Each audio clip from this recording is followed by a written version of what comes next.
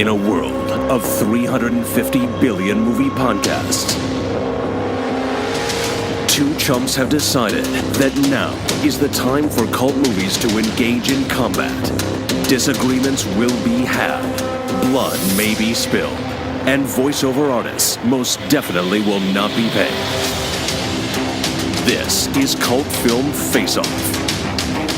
Hello and welcome to episode 49 of Cult Film Face-Off. My name is Chet Roivers. With me as usual is Nick Leonard. Now I know I'm pretty, but I ain't as pretty as a couple of titties. This episode we're going to be talking about surely the two single most well-known and frequently discussed Hollywood flops of all time, Sorcerer from 1977 and Heaven's Gate from 1980. Incidentally, thank you to No Spater on YouTube for this episode suggestion. We're going to start as usual with the first film out of the gate in 1977, which was Sorcerer, directed by William Friedkin. Four desperate men exiled to a South American hellhole take the only job that will allow them to escape: the transportation of highly volatile crates of perspiring dynamite across miles of treacherous jungle. Sorcerer. From William Friedkin, the Academy Award-winning director of The Exorcist and The Guardian, comes Sorcerer, starring Roy Scheider. A riveting tale of high adventure, jolting suspense, and non-stop action set in the jungles of South America. Newsweek calls Sorcerer the toughest, most relentless American film in a long time. Highly demanded and long awaited, the videocassette release of Sorcerer will be backed by POP that includes posters and more.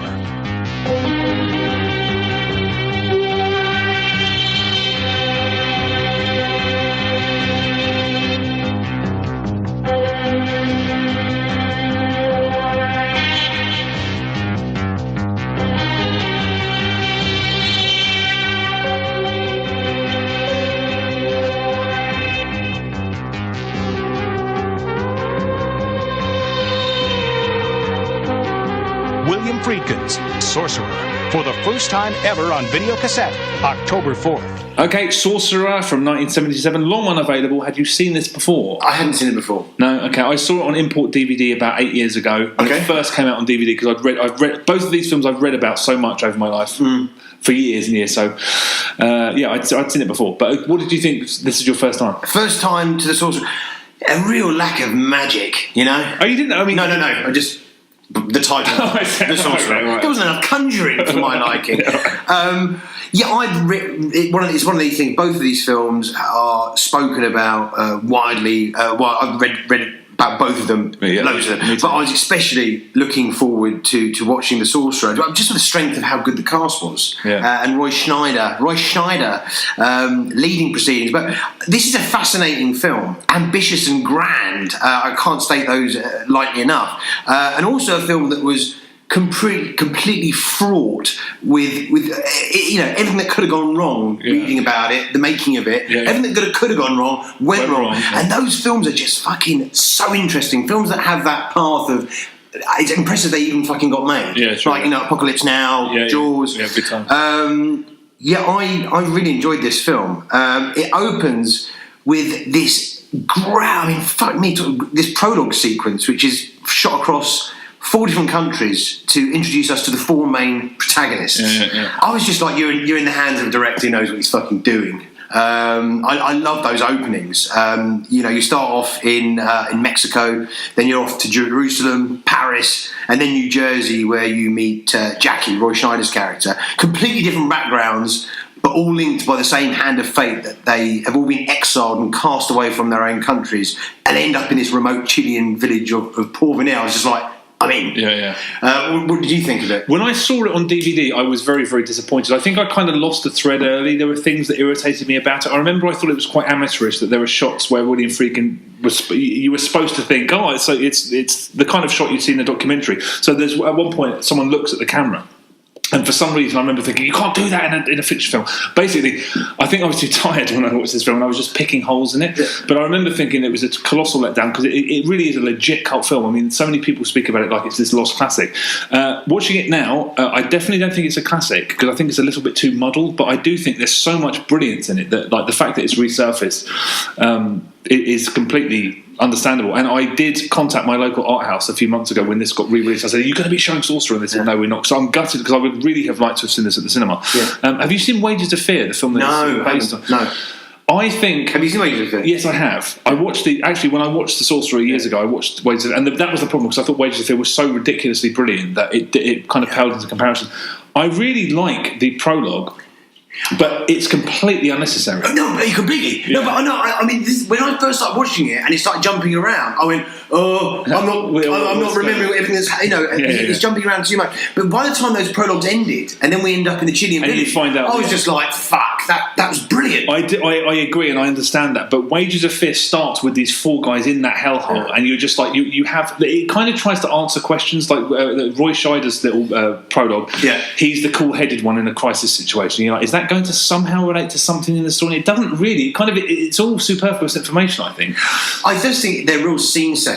And they just grab you and you just go, fuck, this is so much effort and money and, I'm in the hands of this is such a grand production. Yeah, no, I agree. But when the story, the story with them being in this horrific hellhole, I just feel like it was superfluous. I think that's one of the reasons that I like the first one so much better, because you can build story from there, and you're always thinking, who are these people? And the fact that you know a bit about them, I thought would play into how the narrative goes, but it doesn't. I think it's just it's very style over substance, those opening sequences, but they're fucking fantastically stylish, so I love them. Yeah, no, I mean, I know what you're saying, but and there's Friedkin has some. I mean, there's some really brilliantly arresting images in it. I mean, there's no reason for there to be at the beginning when they're making that robbery, and it cuts to the wedding, and the bride has a black eye. Yeah. But it is just something that just gives it a little. But is there? Okay, so I wondered this, right? It's like, why has she got a shiner, and then Roy Schneider's got marks on his face as well? Is that meant to be alluding to the fact that something happened with those two? Oh, I don't know. Because he's got a bruised up face as well. Yeah, I never drew that connection. No, I don't know. But that's why I thought. Because that's what I thought. I was like, what's the connection? It's a hell of a thing to look at, but I thought, does that mean anything? Probably not, but maybe it did. I mean, yeah, okay. I love that first sequence when you're introduced to Nilo in Mexico, and just the way that execution's done. You don't see it, just like doof, and then the lift just drops down. Yes, very, very cool, actually. Yeah. When in the Chilean village, what I think is done so well is how the setting swings from being beautiful, inviting to being nightmarish and oppressive in a heartbeat. I mean, you can feel the beads of sweat rolling down those characters' faces. Totally, and that's thanks to really amazing cinematography from Dick Bush. Dick Bush, great porn star name, by the way. He walked out midway through the shoot. I heard this, and there's another cinematographer credited as well. Didn't they both get credit? Yeah, both get credit. Yeah. It was his second unit guy that took over. I mean, I just spoke about that earlier, but just to go into the things that did go wrong, it was meant to be shot in Ecuador, but it was shot in the Dominican Republic because it was far too expensive to shoot in Ecuador.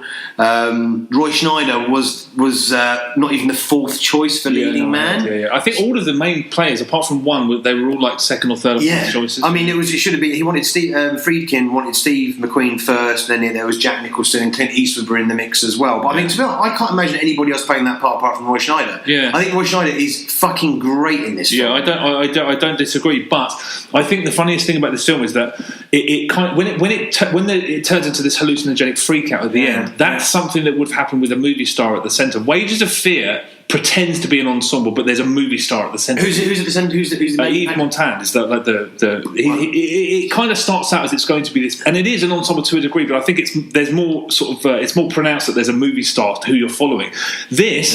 I don't even think Roy Scheider. I mean, I think the other characters, it's much more interested in them. I don't even think it's so. When it turns into that, that's one problem I had. It's like this is the kind of thing that should happen on something that had the primary focus was one character. So when he's having this, you weren't really in his shoes. That's the whole point. It was this kind of. The road trip is. I mean, it's a road trip straight from hell. I mean, it's just horrific. You wouldn't. It is the last place on earth. The last road trip you want to be doing is you want to be on that road. I mean, it's just the weather. The terrain is completely uneven. The obstacles everywhere. There's gorillas racing to fucking take pot shots at you. I mean, it is hell on earth. Yeah, it really is. And also that. The last time I really was watching a film, and when we were talking about Escape from LA, when they do the car chase at the end, I remember thinking they can't have done this safely. And when you're watching Sorcerer, I was like, how did people not die making this? There's no way that this was safe enough for them to film it. No. I mean, the rope bridge sequence is a marvel. Unbelievable. I mean, I mean, my heart was in my throat. I don't know how they filmed it. I was just like, oh my God. I'm surprised someone didn't die making that. Honestly, it looks so... I mean, there's only so much you can fake, and you're looking at... And even the branches coming at the side, and that poor guy, I mean, the guy who's, he's about to drop through, and you think the truck's going to go over him. It's just fantastically suspenseful cinema. Brilliant. It's great, yeah. One thing I really, really do like about William Friedkin is that he doesn't really get antsy about keeping his audience in the dark. So another centerpiece sequence is when they have to get rid of a tree, an impossibly large tree, and you start watching thinking, what are they doing? What's even happening? And as you slowly come through, I mean, you're in the dark for quite a long period of time, and when it finally happens, I think that's the most satisfying explosion in history. It's so satisfying to watch that. It's really well orchestrated. But just watching that amount of wood, because you think there's no way you can clear that. Yeah. And when it goes bang and you see that whole thing, I mean, it's so satisfying to look at. The soundtrack is pure win, courtesy of Kraut Synth, Demigod's Tangerine Dream. On paper, that should not work. It's such a ballsy move by Friedkin, but it completely pays off. I mean, those throbbing analog synths really propel the action forward, and it's a sonic sound scale that, like, Michael Mann and Ridley Scott should be ever eternally indebted to Friedkin for him getting on this bandwagon way before them. I think it was very, very smart though, because it's scored like a movie that's set on Mars or something. That makes it. Yeah. That reinforces it being otherworldly. I fucking love the soundtrack. Yeah, no. I do too. It really is an exercise in cynicism, this film. It's such a cynical film, and about desperation and determination, and it's probably got one of the most nihilistic endings I think I've ever seen. I do. When it ended, I did think that's like, Charlie Brooker's Black Mirror. When it's at its worst, it's just... It's a nasty ending. And like, there was no fucking reason. There's one episode in particular in the most recent series where I just thought, you've just done that for just shock factor. When I just thought that's really out of just like for no reason. Yeah, I didn't. That was all for nothing. I really didn't need that. That's pure. That's the 70s at its most irritating when it's just really. Fun enough, we can say that about both of these films, I think.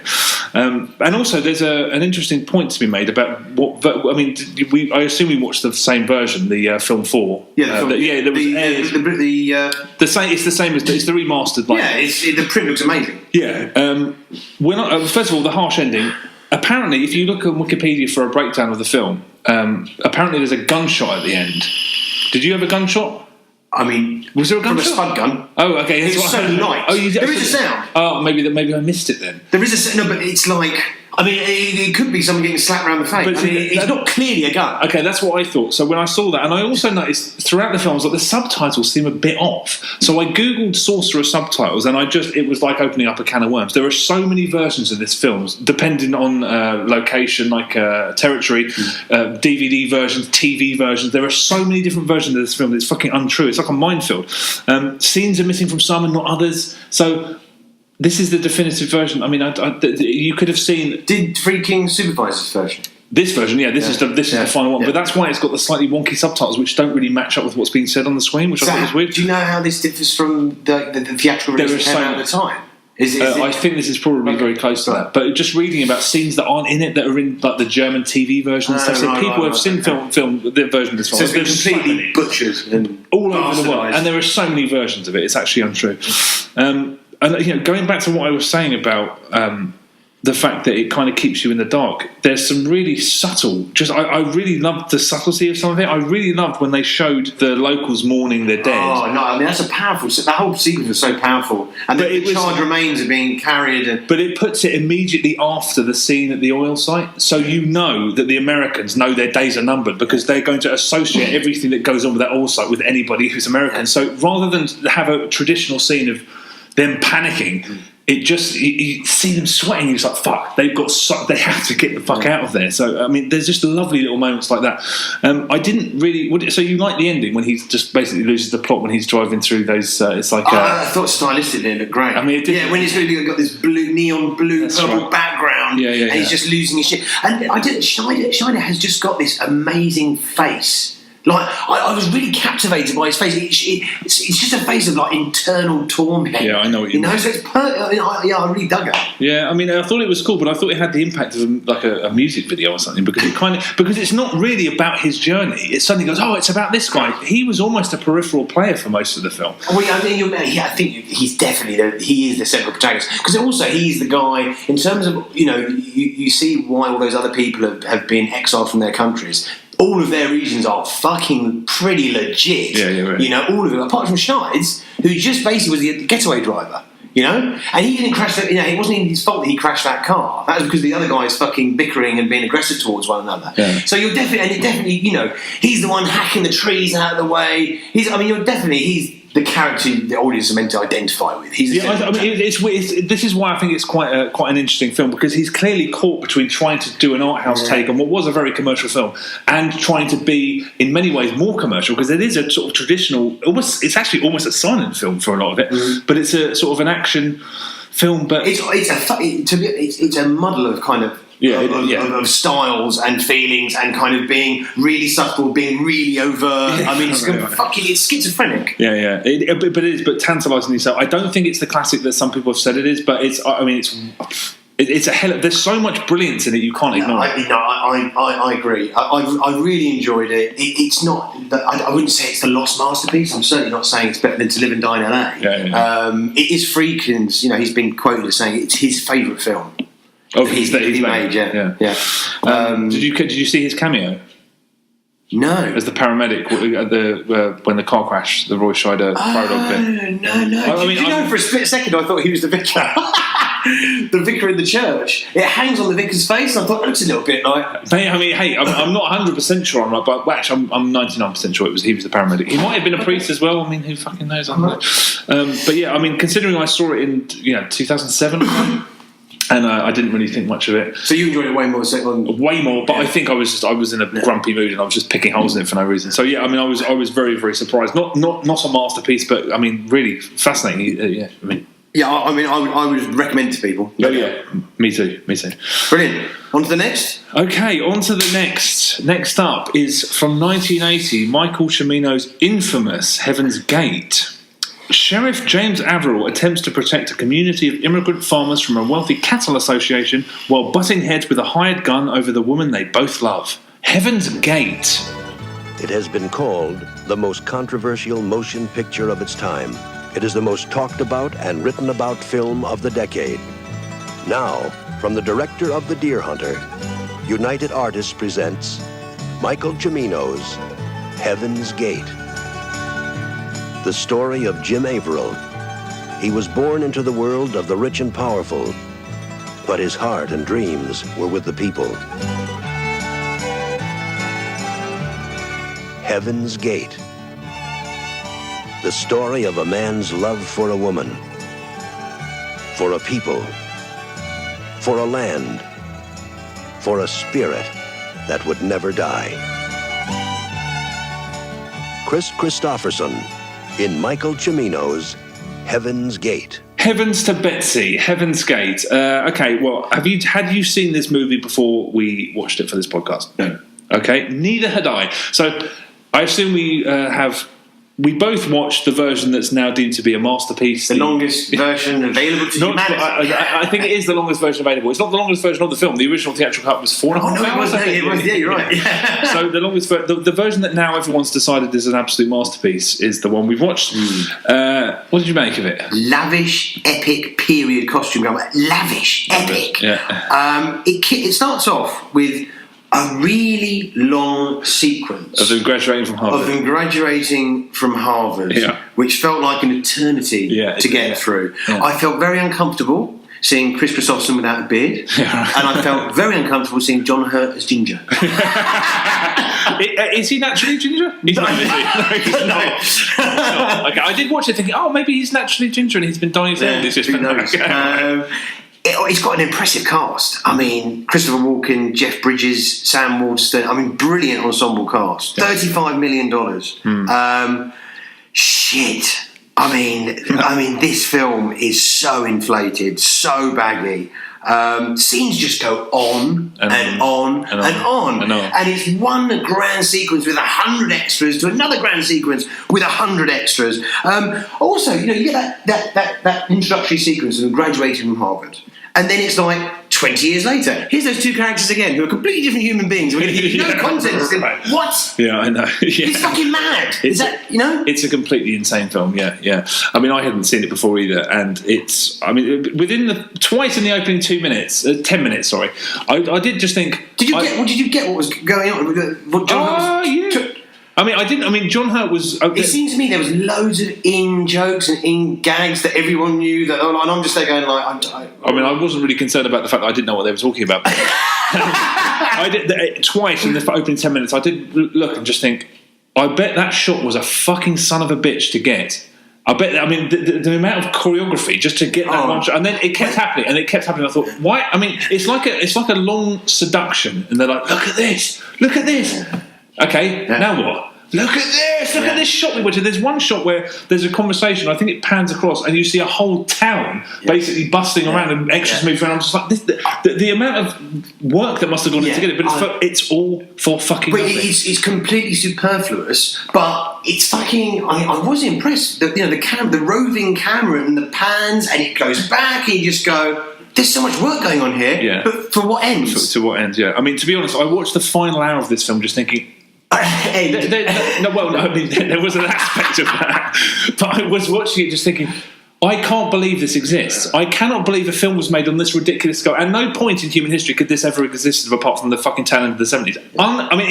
You do just look at it and say, I have to have an immense amount of respect for the fact that this fucking got made. This is actually a thing that happened. They filmed this. It's fucking insane. But as far as compliments go, that's about as far as I can go. I think that we must have saints walking among us, because you need the patience of a saint to think that this is a great film. I don't know how people can legit. I've read some reviews, lots of reviews actually. Yeah, I'm so right. I don't really understand how you can. You have to be very, very. You have to forgive so much. I mean, you have to be so caught up with the romanticism of just looking at extreme. I mean, this is what I will say. The people who are the big kind of flag wavers for this film. I mean, there is beauty in this film. I mean, there is scene after scene after scene that look like fucking paintings that could be hung in a fucking gallery. I mean, it's a beautiful looking film at times, and the costumes look fantastic. It looks really, really great. But in terms of a storyline, in terms of investing in characters, in terms of there being any character development whatsoever, I didn't feel like any of those characters developed from the beginning to the end. I just think it's a terribly told story. I mean, I really don't mind movies that make you work, but when you watch 10-minute long scenes that are they're brimming with authenticity, but they don't deliver any plot, and you're left at the end of a 10-minute scene like literally nothing happened there. But these sort of scenes visually, they actually belong in musicals. I mean, I actually thought if you watched it with the sound off, someone go, you're watching music, right? Yeah, right. Yeah. There is actually, I mean, the scenes where there was music were ridiculously overlong. The rollerblading sequence, I was like, why am I watching? I mean, I can understand cutting to that for a... And then the camera hangs on someone with extremely large breasts. And they keep up this woman for ages with her laughing and her roller skating. Just some fucking extra with big cans. I didn't notice the beauty and scope is impressive. I mean, I felt dizzy at times, especially after watching that Fiddle of the Roof circle endlessly round and round with 100 extras. I mean, grand set piece after grand set piece, but it does nothing to layer the narrative or propel character development whatsoever. And also, I mean, the love triangle. I mean, okay. Christopher Walken is great as a cold-hearted killer. Get it? Yeah. Christopher Walken is part of a love triangle with a brothel owner who, I mean, and we're meant to sympathise with these immigrants. The problem is that the immigrants are so kind of poorly presented on screen. All of them have terribly bad pidgin English accents. There was one bit that did make me laugh a little bit, which I don't know if Sacha Baron Cohen has ever seen this film, but there is an immigrant who goes, my wife! Really? I don't remember that. But I do. The depiction them. I think Roger Ebert highlighted this. The fact that they're always depicted as this kind of braying mob doesn't really help their cause very much, because they're not any character. They're just a bunch of people shouting. Also, I don't know how anybody who thinks this is a great movie can defend the scene where somebody goes in front of all of those immigrants and reads out the names of people who are going to die. They don't like that news. Keep it coming. Who needs that scene? Excuse me, 100 people. Johnny, you're going to die. Oh, I don't want to die. Mrs. Harrison, you're going to die. Oh, it's obvious and it's trite. And it's just manipulative. But it's also never ending. He kept me all 100 days of the people who are going to die. You don't need, of all the scenes that you could possibly need, you don't need... But do you not think Schindler's List would have been much more powerful? And everybody reading out their names going, I don't want to die. I know you don't. Anybody can understand that. What a terrible, terrible scene. I mean, this film is often cited as a film that put the final nail in the coffin of the Hollywood golden age of experimentalism and social consciousness. It completely killed its own dead. Yeah. This is just squandering a vast fortune to create. Cimino wanted, obviously, he was completely driven in creating his vision here. But it's such a shame. It's such a pity as well because the Deer Hunter is a magnificent film, and obviously he was white hot property in Hollywood off the back of that film, which did just so well, and the establishing of the characters in the Deer Hunter, it takes a long time spending time with those characters to building up empathy with those characters. And I thought, it's going to do the slow burn thing with Harvard. No, it doesn't. Yeah. It doesn't do that. Yeah. You don't care about any of the characters. It doesn't. It's an unbelievably. It's not even complicated. It's a very, very simple story. Why should a story this simple be 3.5 hours long? It's frustrating, and I just do not get how anybody can think this is some kind of masterpiece. I mean, like I said, I respect it. I just kind of was beaten into respecting it. Because the last hour, I was just like, I can't believe this is a real thing. It's so excessive, and sometimes, it seems like there was a scene that kind of encapsulated it a bit for me. I was just like gobsmacked by it. Is the whole scene that goes, and it's such a long, lengthy sequence with Christopherson kind of courting the madame. And with the horse, and they're talking to the horse, and then all the people run out and they see the horse, they start talking to the horse, and they're laughing about the horse. I'm just like, for fuck's sake! I remember. It goes on and on and on and on. Yeah. Long-winded doesn't even get close. Another thing is it doesn't really emphasise anything. It pays equal time to the romance, and then there's like an hour of them doing a roller disco.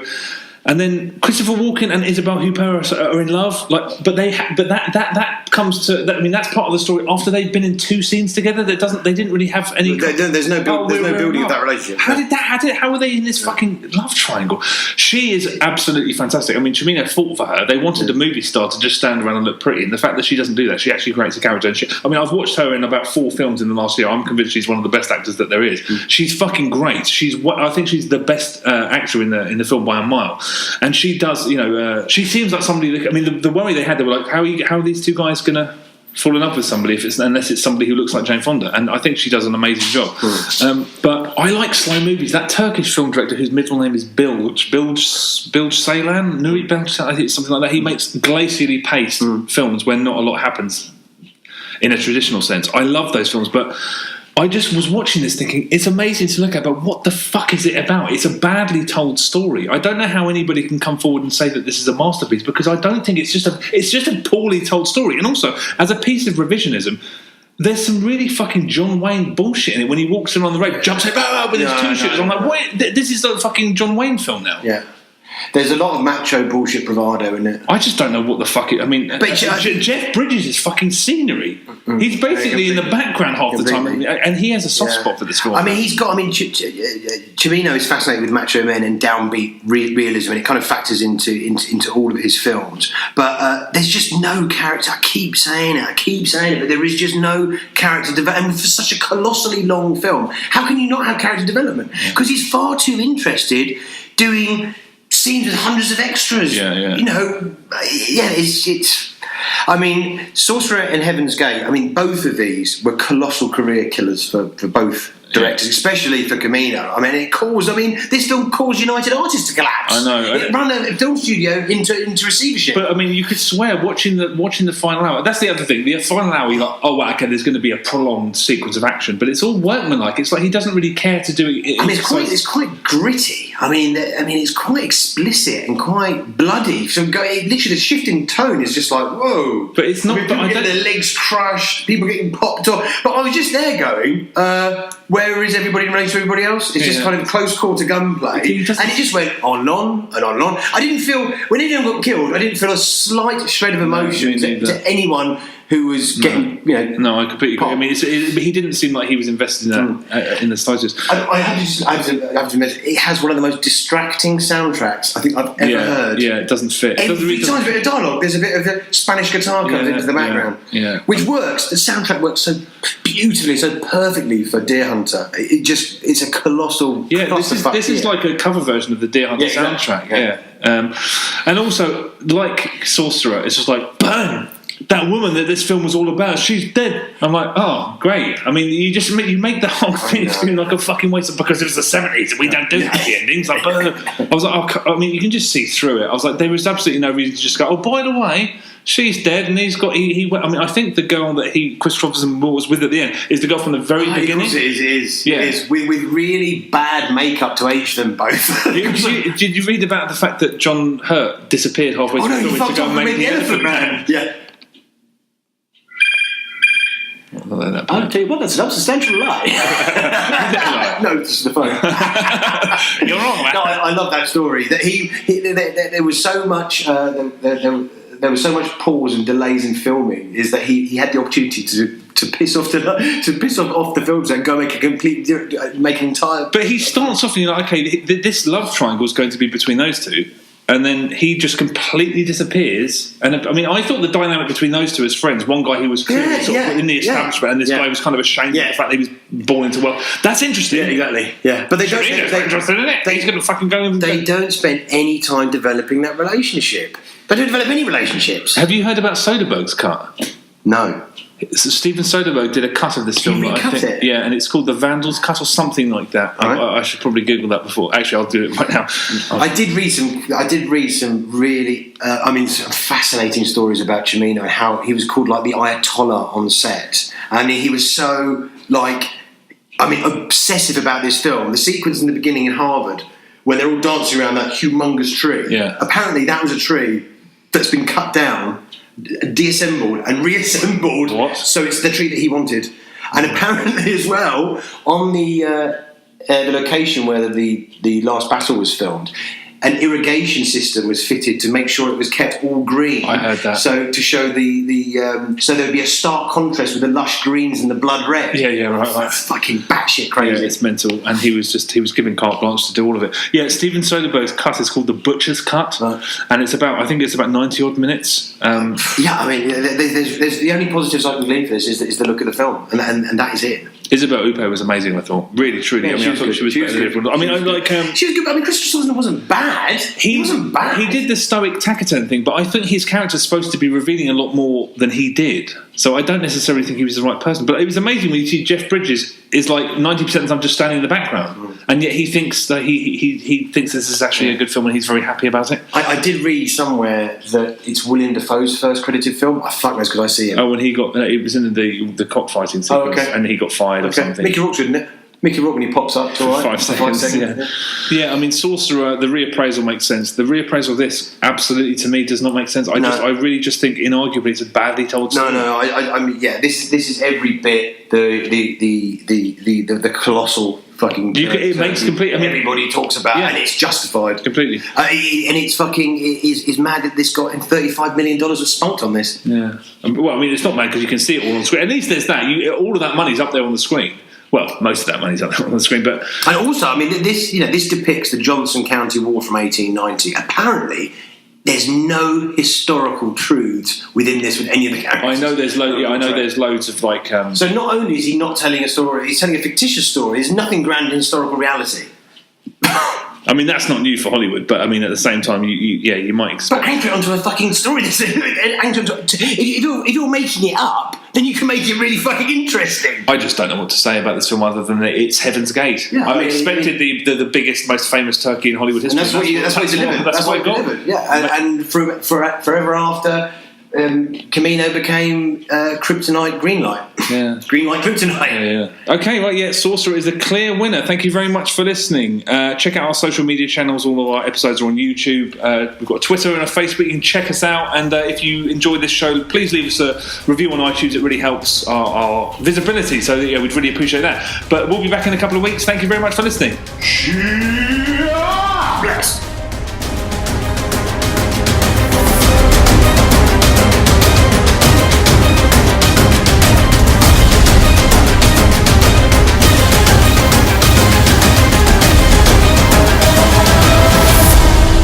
film Face Off.